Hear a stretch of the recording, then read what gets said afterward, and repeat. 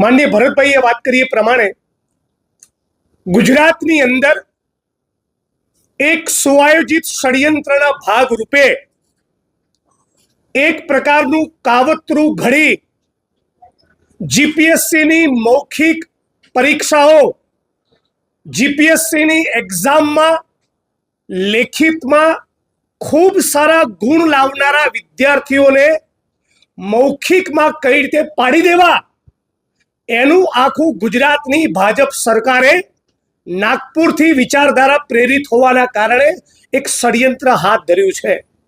આ બીજું કશું નથી, એ ગુજરાતના આદિવાસી, ઓબીસી અને દલિત સમાજના એકલવ્યોના અંગૂઠા કાપવાનું ષડયંત્ર ને સાજિશ છે।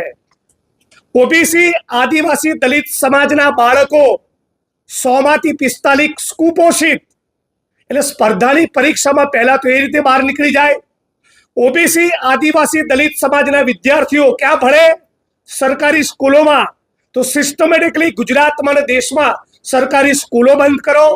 ઓબીસી, આદિવાસી અને દલિત સમાજના વિદ્યાર્થીઓને મોંઘવારીના કારણે પહેલા પણ ખાનગી શાળાઓ પોસાતી નહોતી।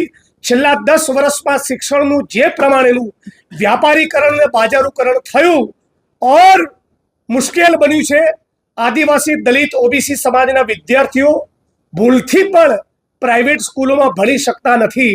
એ પ્રાઇવેટ સારી સ્કૂલોમાં ભણી શકે એના માટે યુપીની સરકાર રાઇટ ટુ એજ્યુકેશનનો કાયદો લાવ્યો, તો ગુજરાતની ભાજપ સરકાર એનો અમલ કરતો નથી। પણ આ બધા છતાં કાળી મજૂરી કરીને જે ઓબીસી, આદિવાસી, દલિત સમાજના વાલીઓ પોતાના બાળકોને, પોતાના સંતાનોને, વિદ્યાર્થીઓને ભણાવે છે, એ વિદ્યાર્થીઓ લેખિતમાં એ તેજસ્વી તારલાઓ ઝળકી ઉઠે તો એમને જીપીએસસી સિસ્ટમેટિકલી ઓરલમાં અતિ ઓછા માર્ક આપી પાડી દે છે અને લેખિતમાં જેના અત્યંત ઓછા માર્ક આવ્યા છે એને મૌખિકમાં ખૂબ મોટી સંખ્યામાં ગુણ આપી એ મોટા પદોમાં બિરાજમાન થાય, અમારા માથે બેસે, એવું આખું એક ષડયંત્ર હાથ ધર્યું છે। આની વિરુદ્ધમાં આજે ઓબીસી, આદિવાસી, દલિત સમાજના રાજકીય અને સામાજિક સૌ વડીલો, આગેવાનો, અગ્રણીઓ એકત્રિત થયા। વિગતવાર 2-2.5 કલાક એની પર ચર્ચા અને ચિંતન કર્યું અને સર્વાનુમતે નક્કી કર્યું છે 1 જુલાઈના દિવસે આ એકલવ્યોના અંગૂઠા કાપનારી નીતિની વિરુદ્ધમાં જડબે સલાક એક મોટી તાકાતવાળો કાર્યક્રમ ગાંધીનગરમાં કરીશું। બને તો જીપીએસસીની કચેરીને તાળું મારવાનો પણ કોલ આપીશું। પણ હવે ગુજરાતમાં અમે એકલવ્યોના અંગૂઠા કાપવા દેવાના નથી।